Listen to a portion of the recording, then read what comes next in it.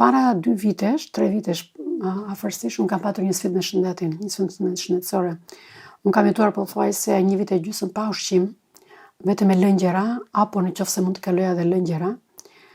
Dhe në të njëjtën kohë unë shërbeja Perëndis dhe mund të quhet një abuzim trupor, një abuzim fizik, por për mua nuk ishte.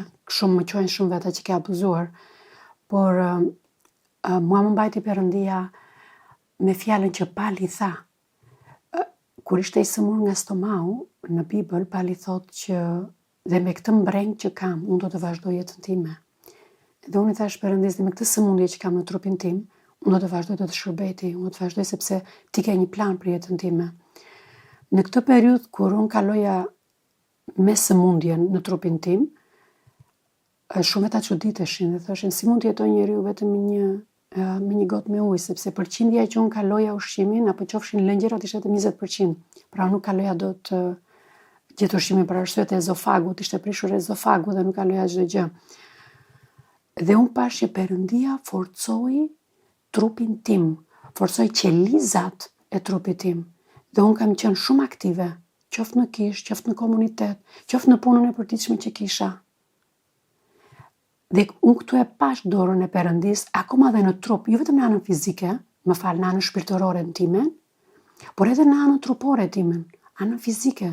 Unë pash se si ai forconte muskujt e mi, që shumë herë themi që mos e s'është gjë, por jo, akoma ne duam Perëndin të na forcojë muskujt.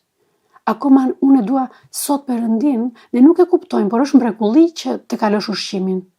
Është mrekulli të pish ujë, se jo kushdo e ka këtë privilegj.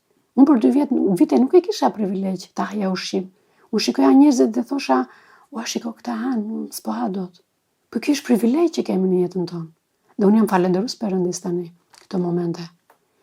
Shumë gjëra në jetën tonë i marrim të dhëna, kështu janë. Por jo, këto janë favore, hire që Perëndia ka vënë në jetën tonë dhe i ka sjellë në jetën tonë. Kështu që për çdo gjë ne duhet jemi falënderues për Perëndin. Ndoshta kur Jezu Krishti u lut dhe tha, sot të falenderoj për bukën e përditshme. Ka shumë kuptim kjo, të falenderoj për bukën e përditshme. Jo vetëm që e kam, por që unë mund ta konsumoj, që mund ta ha, që mund ta kapërdi atë ushqim.